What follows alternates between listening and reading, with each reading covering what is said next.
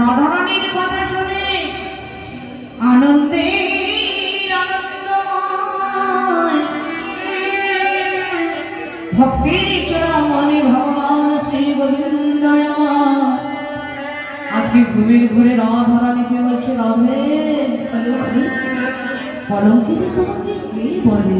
কলঙ্কিনী আমাকে বলেও বলে, আবার দুর্বলে